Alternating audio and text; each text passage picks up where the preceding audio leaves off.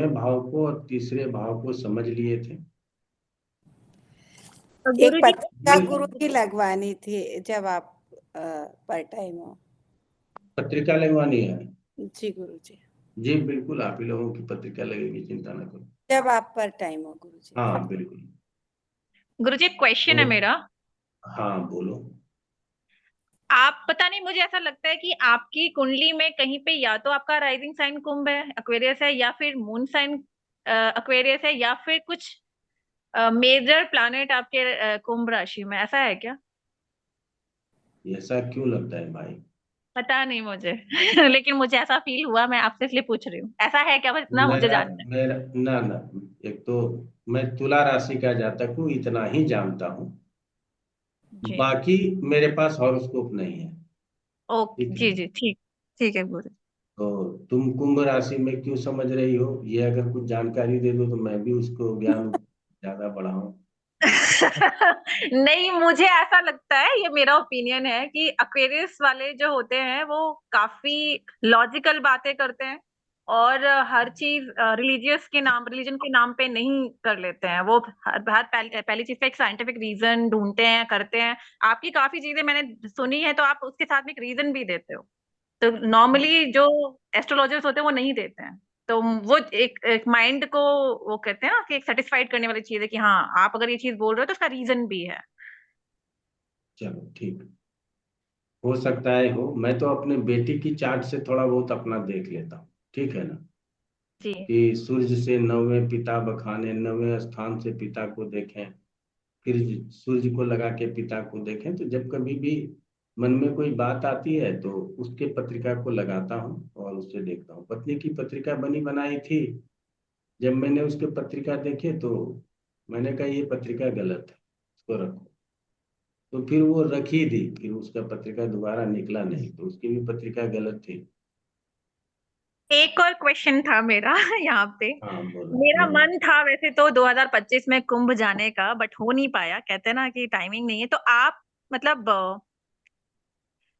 वहां से आने के बाद आपको चेंजेस फील हुए? क्योंकि मैंने एक्चुअली, मैं 12 ज्योतिर्लिंग गई हूँ और मुझे कुछ ना कुछ वो फील हुआ है। तो ऐसा कुंभ में मतलब कुछ आपको अनुभव हुआ गुरु जी की? मतलब मुझे वो चीज, क्यूरियोसिटी है जानने की कि ना जितना ना, ज्यादा मतलब। बिल्कुल हर ऐसे धर्म स्थल पे जाने के बाद बदलाव। मैं 2012 से शिव की भक्ति करता हूँ, और उसमें विशेष करता हूँ कि पूरे सावन रुद्री का अभिषेक, रुद्राभिषेक करता हूँ, पूरे सावन करता हूँ। और 2013 में ही कुंभ जाने का अवसर मिला, ठीक है।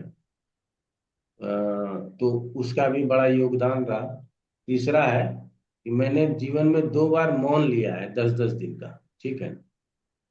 अब मौन नहीं ले पा रहा हूँ, सोच रहा हूँ एक आध साल बाद फिर से 10 दिन का किसी नवरात्र में लेता हूँ, कि सिर्फ माता रानी की आराधना करता हूँ और किसी से बात नहीं करता। हम ऑफिस, तुम लोग आओगे तो हमारा पूजन स्थल ऑफिस होता है, मैं घर में पूजा नहीं करता हूँ।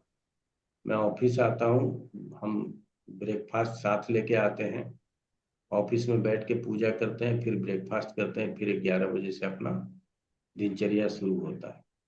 तो ऑफिस में ही पूजा करते हैं। घर पे घरवाली का जिम्मेदारी है, वो पूजा करे अथवा ना करे, लेकिन मैं ऑफिस में पूजा करता हूँ। शांति से बैठ के जो भी पढ़ना लिखना है पढ़ लिख लेता हूँ, जो भी पाठ करना है कर लेता हूँ। तो 2012 के बाद जीवन बहुत बदल गया, ठीक है।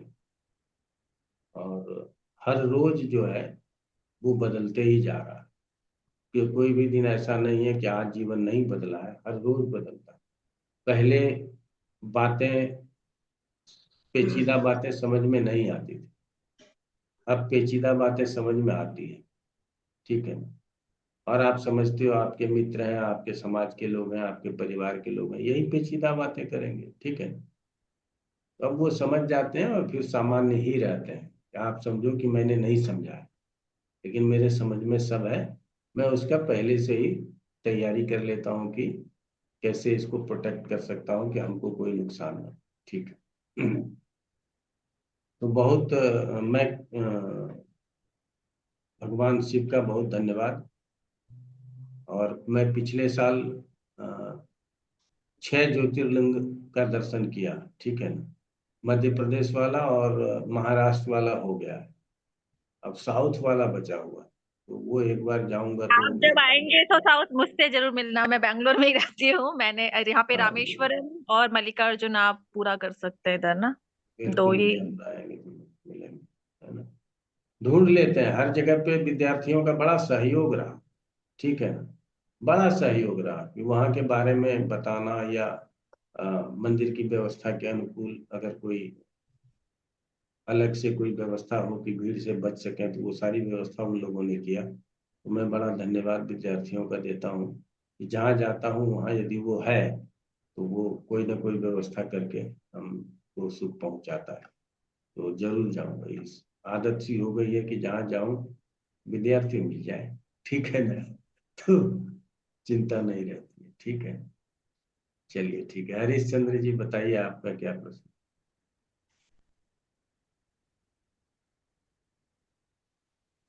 आपकी आवाज हरीश चंद्र जी अनम्यूट कीजिए फिर बोलिए।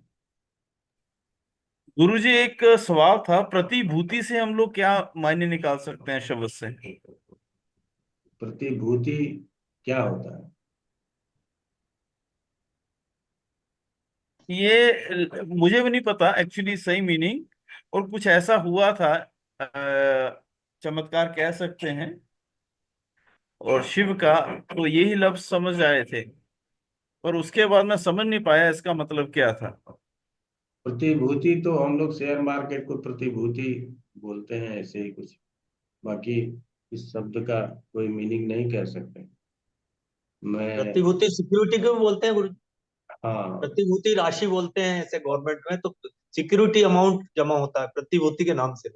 हाँ वही है सिक्योरिटी, और उसको मार्केट से जोड़ करके देखते हैं, शेयर मार्केट वगैरह से, ठीक है ना, चलिए, इक्विटीज सबसे जोड़ कुछ करके पैसा देख। सिक्योरिटी के नाम पे जमा करते हैं, उसको प्रतिभूति राशि बोलते हैं। अच्छा, तो होगा कुछ, बाकी नहीं पता, ठीक है। ठीक। तो हम लोगों ने नवम और तीसरे को समझ लिया था, आज समझने की बारी है दूसरे की। पहले दूसरे भाव को समझ लेते हैं। ये लग्न का दूसरा है और प्रबल मारक है, इस बात को कभी नहीं भूलना, ये प्रबल मारक है। मैंने कई अलग अलग तरीके से बताया हुआ है कि असमय मृत्यु, अकाल मृत्यु होती है कई प्रकार से। अगर आप किसी के द्वारा मारे जाते हो, वैसे तो श्री कृष्ण ने गीता में कहा है कि कोई किसी के द्वारा नहीं मारा जाता, वो हमारे द्वारा ही उत्पन्न है और हमारे द्वारा ही मारा जाता है। आप तो सिर्फ करता हो, काम कर देते, ठीक है। अर्जुन को बताया ना, तुम थोड़ी मारोगे, ये सब मरे हुए लोग हैं, इसको मैंने पहले ही मार दिया है, ये निश्चित कर दिया है। तुम तो एक कारक बनोगे कि श्रेष्ठ धनुर्धर हो, तुम्हारे हाथों ये मारे जाएंगे, मैंने तो इसको कब का मारा हुआ।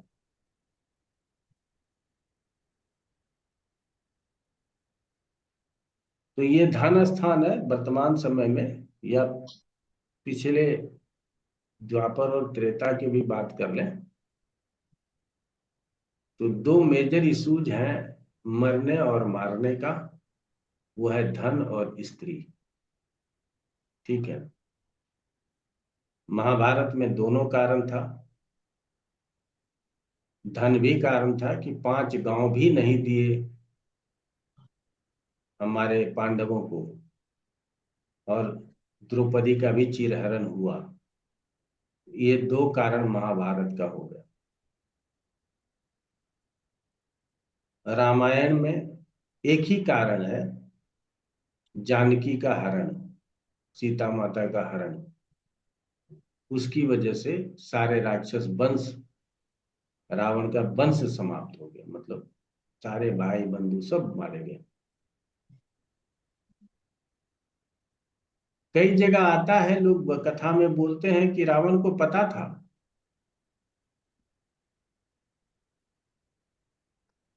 कि मरना है तो क्यों ना हरि के हाथ मरे, जो सीधे वैकुंठ चले जाएंगे।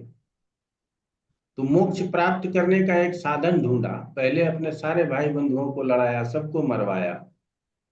वो जानता था, सारे पुत्रों को मरवा दिया, अपने भी मराए।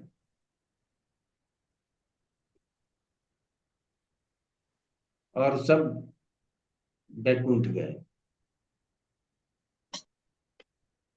तो हम लोगों के लिए तो वैकुंठ जाना बड़ा मुश्किल है, पता नहीं किस रूप में मरेंगे, ठीक है ना। रोग से मरेंगे, व्याधि से मरेंगे, किसी के द्वारा मारे जाएंगे। लेकिन जो मरने का कारण होगा वो 8वां और तीसरा बताएगा। लेकिन मारेगा दूसरे में, दूसरे को बड़ा प्रबल मारक कहते हैं। दूसरे से धन और 7वें से स्त्री की बात होती है। तो दूसरे से धन मारक और 7वां स्त्री मारक। 7वां चूंकि केंद्र स्थान है और हमारे जीवन का भोग विलास है, तो हम 7वें को केंद्र स्थान होने के कारण भी थोड़ा कम मारक के रूप में लेते हैं। और भावार्थ रत्नाकर ने तो 7वें को छुआ भी नहीं मारक के रूप।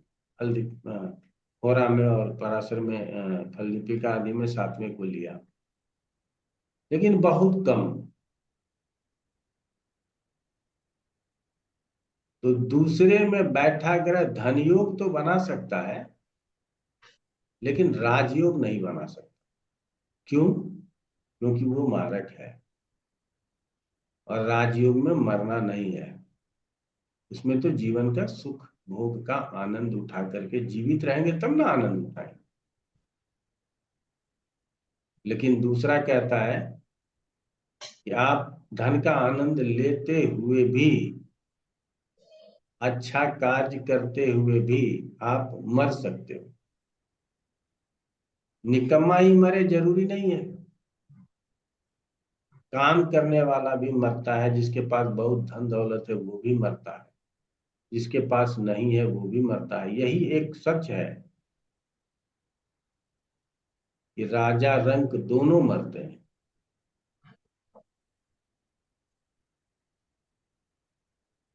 ऐसा नहीं है कि राजा जीवित रहता और रंक मर जाता है, ऐसा नहीं है। और अंतिम क्रिया सबकी सामान्य होती है। हमारे सनातन धर्मों में सबको आग में जलना होता है।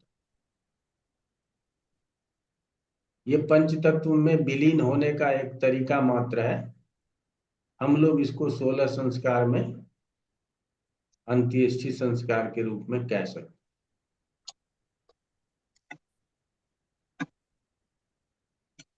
तो दूसरे से दूसरा तीसरा भी धन की बात बताएगा, और तीसरा 8वें से 8वां है, वो हमारे मृत्यु की भी बात बताता। तो दूसरा और तीसरा ये दोनों भाव बड़ा कठिन होता है। इसमें बैठे ग्रहों को सावधानी से लेना चाहिए, क्योंकि दूसरे में बैठा ग्रह 8वें को देख लेगा और तीसरे में बैठा ग्रह 9वें को देख लेगा। और जहां बैठा है सबसे पहले स्थिति का फल करेगा, तो क्या दूसरे और तीसरे का फल पहले मिल जाएगा? 8वें और 9वें का फल बाद में मिलेगा। अच्छा ना, ये डिपेंड कर जाता है दूसरे में बैठे ग्रह की दशा चल रही है और ट्रांजिट में हमारा लग्नेश अष्टम में चला गया। थोड़ा सा ध्यान दीजिएगा, ज्यादा ध्यान नहीं देना, आगे हम ट्रांजिट थोड़ा बहुत पढ़ाएंगे। लग्नेश अष्टम में चला गया, तो अब जो दूसरे में ग्रह बैठा था वो दूसरे का फल नहीं करके 8वें का फल करेगा। समझ रहे हैं ना? क्योंकि लग्नेश वहां गया है, वो उस फल की अपेक्षा कर रहा है। तो आपका को चोट लग जाएगा, आपका एक्सीडेंट हो जाएगा, या अच्छा प्रभाव है तो हो सकता है कि आप ज्योतिष सीखने लगो। जैसे संगीता जी ने सिर्फ ज्योतिष ही नहीं सीखा, अभी उन्होंने कहा डांस क्लास वगैरह भी शुरू किया, तो हो सकता है कि 8वें का प्रभाव आया हो। गुप्त कलाओं की बात होती है, कथक वथक सबके बस की बात नहीं है। समझ रहे हैं? तो और लग्नेश का ट्रांजिट यदि दूसरे से हो गया तो दूसरे का फल मिल जाएगा। तो ये डिपेंड कर जाता है कि लोग पूछते हैं ना गुरु जी पहले दृष्टि का फल मिलेगा कि पहले स्थिति का फल मिलेगा। कहीं नहीं लिखा हुआ है किसका फल पहले मिलेगा, कहीं नहीं लिखा है। आप पढ़ो, मिल जाए तो हमको बता देना। तो कहाँ से आएगा, तो ये अभ्यास से आता है कि दूसरे का फल पहले मिलेगा या आठवें का फल पहले मिलेगा। आठवें को अगर गोचर का लग्नेश, चंद्रमा या अन्य कोई ग्रह विशेष रूप से एक्टिव कर रहा है तो आठवें का फल ज्यादा मिल जाएगा, पहले मिल जाएगा, और दूसरे का फल बाद में मिलेगा। तो दूसरे का फल मिले तो हो सकता है कि कुटुंबों से मुलाकात हो, धन की प्राप्ति हो, और साथ में ये भी हो सकता है कि हम मृत्यु को भी प्राप्त हो जाए। तो आठवां, 12वां और दूसरा, ये तीन जो स्थान है ये तीनों एक ही तरह का समकक्ष है। दूसरे को इसलिए ज्यादा मारक कहा गया है क्योंकि ये मृत्यु स्थान को एक्टिव कर देता, अर्थात आठवें स्थान को एक्टिव कर देता।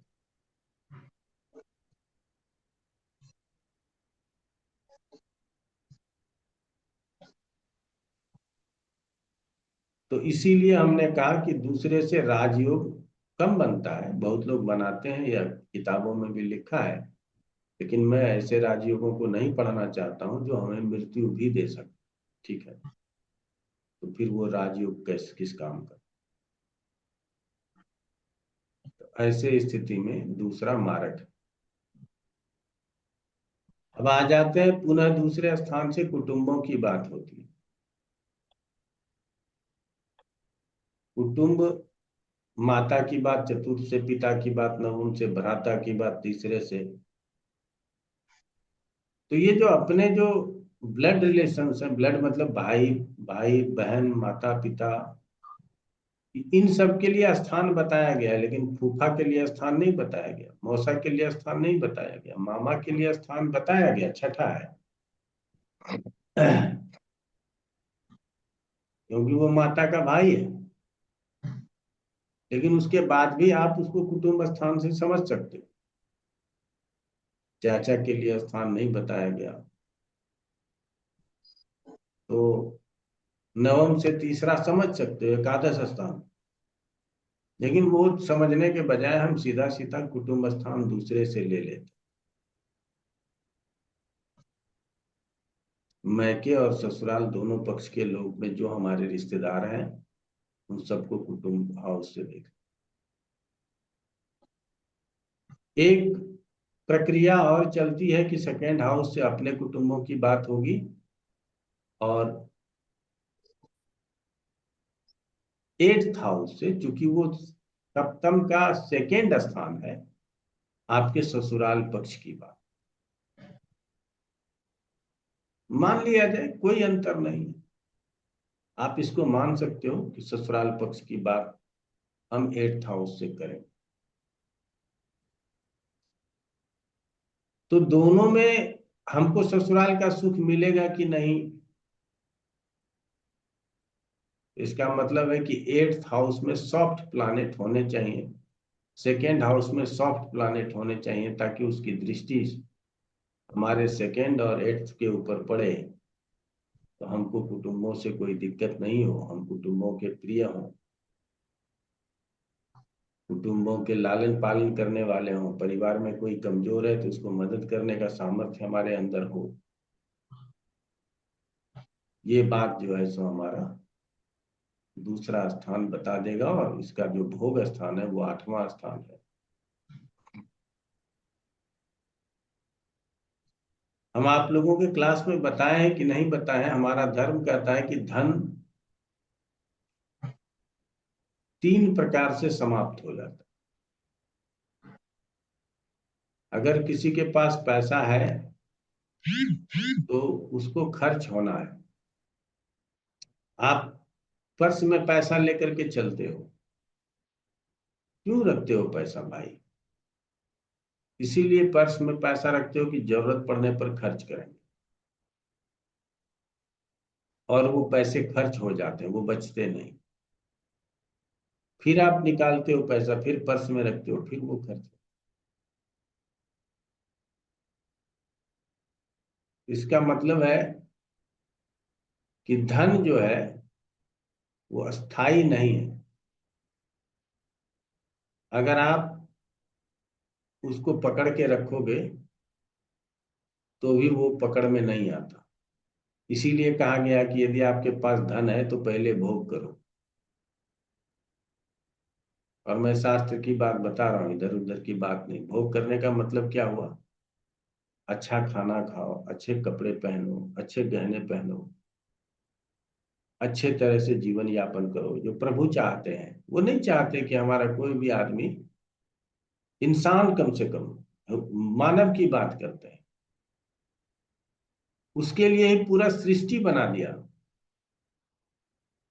बर्फ देखने जाना है, किसको जाना है? इंसान को जाना है। रिवर राफ्टिंग करनी है, किसको करनी है? इंसान को करनी है। उसका ड्राइविंग करना है, किसको करना है? इंसान को करना है। दूध पीना है, किसको पीना है? इंसान को पीना है। मांस मछली मदिरा का सेवन करना है, किसको करना है? इंसान को करना है। ये सारा चीज इंसानों के लिए बना हुआ। फिर आप पैसे का भोग नहीं करते हो तो गलत। पैसे का भोग करो। दूसरे नंबर पे कहा जाता है कि आप धर्म के लिए पैसे खर्च करो। चाहे कहीं मंदिर बनवाना हो, गरीबों की सेवा करनी हो, कंबल बांटना हो, ठीक है ना? धर्मशाला बनवाना हो, पानी की व्यवस्था, बैसाख के महीने में आपके घर के सामने से कोई गुजरता हुआ प्यासा न चला जाए, घर के बाहर एक प्याऊ लगवा दें। तो ये सारे धर्म के कार्य हो गए। तो धर्म के कार्य में पैसे खर्च करो। और अगर इन दोनों में पैसे खर्च नहीं करोगे तो पैसा अपने आप बर्बाद हो जाएगा। या तो चोर ले जाएगा, या घर में कोई बड़ी बीमारी होगी, आप सारे पैसे डॉक्टर को दे दोगे। तो धन इन्हीं तीन कर्मों में चला जाता है। चौथा कोई कारण ही नहीं है। या तो आप सांसारिक सुख भोग करो, उसके साथ साथ धर्म भी कर सकते हो, या सांसारिक सुख भोग नहीं करते हो तो सारा पैसा ट्रस्ट में डाल दो। मैंने सुना कि एक गुजराती बंधु थे, किसी ने कहा उसके पुत्र ने संन्यास ले लिया। वो 200 करोड़ के मालिक थे, सब चीज बेच दिया और पैसे को लुटाते हुए उन लोगों ने भी संन्यास ले लिया। जब अब पुत्र ही संन्यास ले लिया तो ये पैसे कमाऊं किसके लिए, रखूं किसके लिए, और फिर आगे क्यों कमाऊं? क्या कारण है कमाने? कोई कारण नहीं। उन लोगों ने भी संन्यास ले लिया। तो अच्छा है, तो धर्म के लिए खर्च करो, सांसारिक भोगों के लिए खर्च करो, अन्यथा वो खर्च हो जाएगा, समाप्त हो जाएगा, वो रुकेगा नहीं। हर दीपावली पे आप स्थिर लक्ष्मी के लिए पूजा पाठ करते हो, लेकिन लक्ष्मी चंचला है। फिर भी एक दरवाजे से दूसरे दरवाजे पर, आपके पर्स से दूसरे के गले में, दूसरे के गले से तीसरे के गले में जाता ही जाता है, एक जगह टिका नहीं रहता। तो इसीलिए धन स्थान यदि अशुभ ग्रहों के प्रभाव में हो जाए तो हमारा करोड़ों में इनकम है लेकिन लाखों में बैलेंस नहीं है। हर साल हम 5 करोड़ का टर्नओवर कर लेते हैं, 10 करोड़ का टर्नओवर कर लेते हैं, 2-3 करोड़ रुपया बचा भी लेते हैं, लेकिन सारा खर्च हो जाता है बैंक बैलेंस में। बस वही 30-40 लाख पड़े रहते हैं, करोड़ नहीं होता। क्यों नहीं होता भाई? वही कई लोगों का प्रश्न है। गुरु जी सब काम होता है, बाहर भी घूमने चले जाते हैं, सब चीज होता है, लेकिन बैंक बैलेंस नहीं होता। कहाँ से बैंक बैलेंस होगा? आपके दूसरे स्थान के ऊपर पाप प्रभाव है। आप किसी को पैसे दे दोगे, वो रिटर्न नहीं करेगा, आपका पैसा कहीं ना कहीं से निकल जाएगा, फिर किसी न किसी कार्य में लग जाएगा, बैलेंस नहीं होगा। इसीलिए दूसरे स्थान में भी अशुभ ग्रह नहीं होना चाहिए।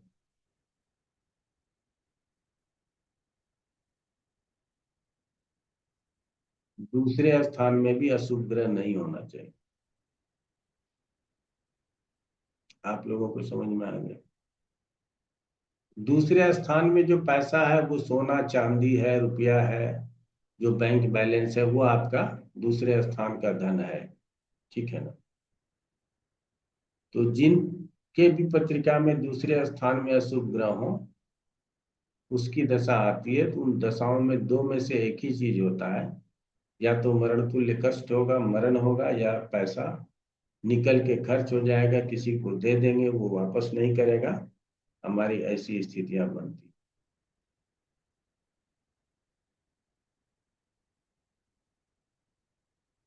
ये 12वें स्थान का तीसरा स्थान है, बात को समझने का कोशिश कीजिए।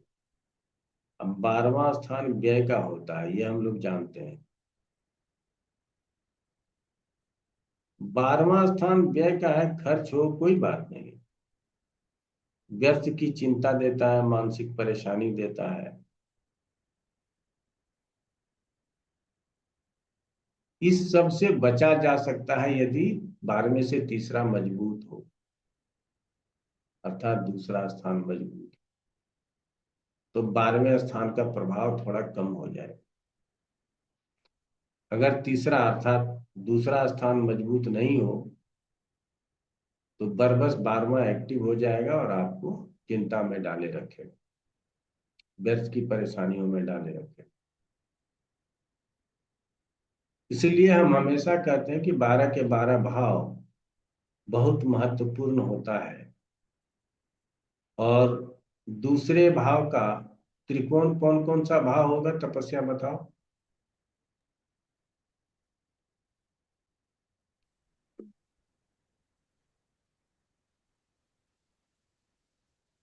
2 6 10 खींचो खींचो, ड्रॉ करो, नक्शा बनाओ, बताओ।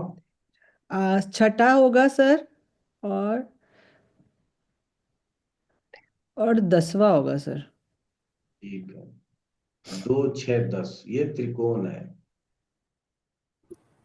एक जगह से धन की बात होती है जो दूसरा स्थान है, दूसरे जगह से ऋण की बात होती है जो छठा स्थान है, और तीसरे जगह से कार्य की बात होती है, कर्म की बात होती है जो दसम स्थान है, जहां से हम पैसा अर्न करते हैं, ठीक है ना? ये तीनों स्थान किसी न किसी रूप में धन की चर्चा करता है। और यदि ये तीनों स्थान पीड़ित हो गया तो आदमी किसी अंबानी के भी घर पैदा होगा तो कंगाल हो जाएगा, समझ रहे हो? जैसे अभी अनिल अंबानी का हालत, अब सुनते हैं बेटा लोग आया है, थोड़ा संभाल रहा है। अब कितने बड़े परिवार में पैदा हुआ, कर्ज में डूबा पड़ा है, सर से पांव तक डूबा पड़ा है, मोदी जी नहीं निकाल पा रहे हैं उसको, अब कौन निकालेगा? अब इससे ज्यादा देश में बड़े बिजनेसमैन को उठाना बहुत जरूरी है, क्योंकि वो लाखों में एम्प्लॉयमेंट देता है। अगर अंबानी जैसा जहाज डूब गया तो कितने लाख लोग बेरोजगार हो जाएंगे, आप समझ सकते हो। तो इसीलिए सरकार का एक सहायता बिजनेस फैमिली को होता है। लोग भले ही गए अडानी अंबानी, कोई बात नहीं, वो हमारे लिए जरूरी है। तो हमने कहा यदि ये तीनों स्थान पाप प्रभाव में चला जाए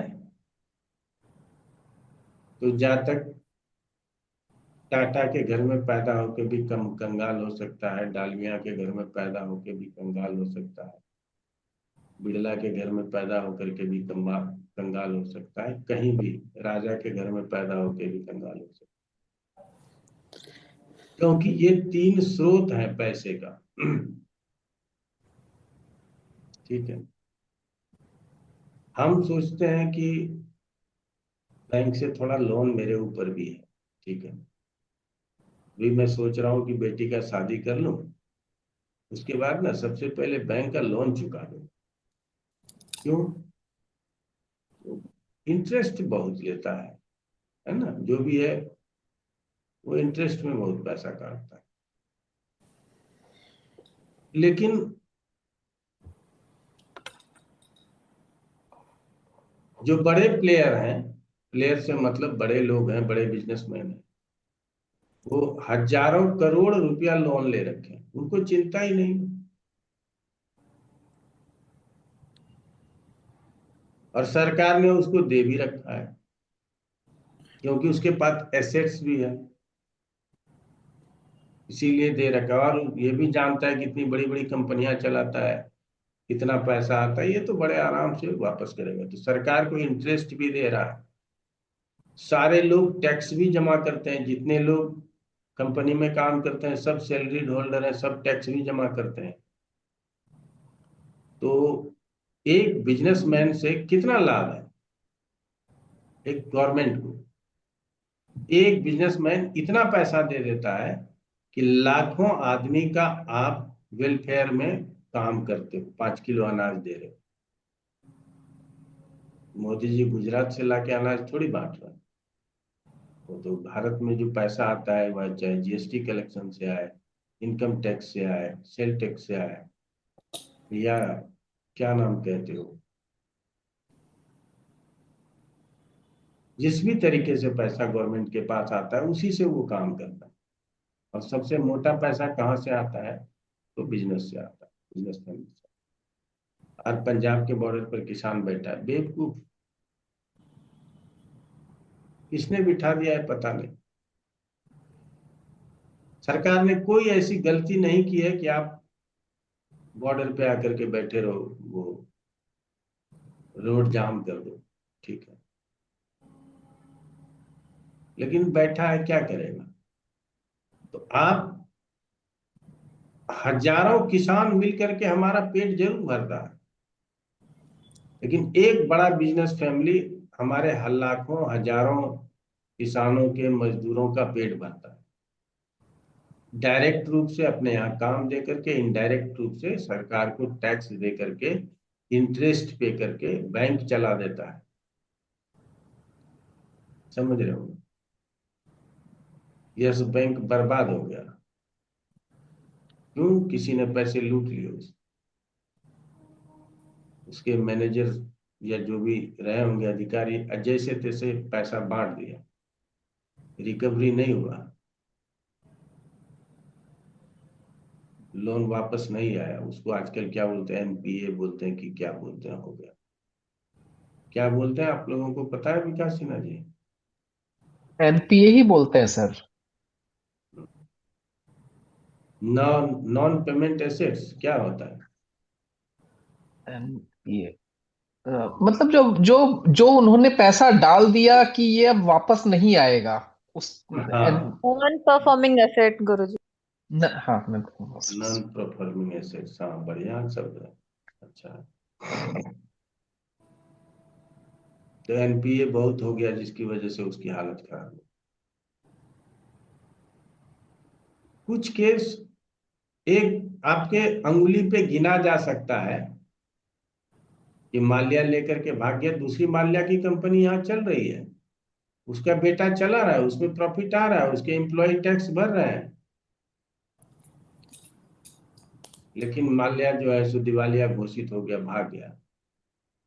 ठीक है, ये लोग अंगुली पे है, लेकिन हमारे बिजनेसमैन हजारों की संख्या में है जो हमारे गवर्नमेंट को चलाती है, हमारे गवर्नमेंट को के का खजाना भरती है। तो ऐसे लोगों के पत्रिका में हमको 10वां, छठा और दूसरा ये तीनों भाव मजबूत दिखाई दे। अगर ये तीनों भाव मजबूत नहीं होगा तो उसके पास कहीं ना कहीं रुकावट होगा, कार्य क्षमता हो, धन भी हो और ऋण भी पर्याप्त ले सकें तो हमारा बहुत कुशलता पूर्वक हम आगे बढ़ सकते हैं। समझ में आया आप लोगों को? चलिए आगे बढ़ लेते हैं। दूसरा स्थान से वाणी की बात होती है। अच्छा, कुटुंबों की बात थोड़ी और कर लें। आजकल तो लोग कम बोलते हैं, फिर भी बोलते हैं, गांव समाज में अभी भी बोलते हैं कि मेरे मामा डॉक्टर हैं, मेरे फूफा इंजीनियर थे, मेरे मौसा डीएम थे,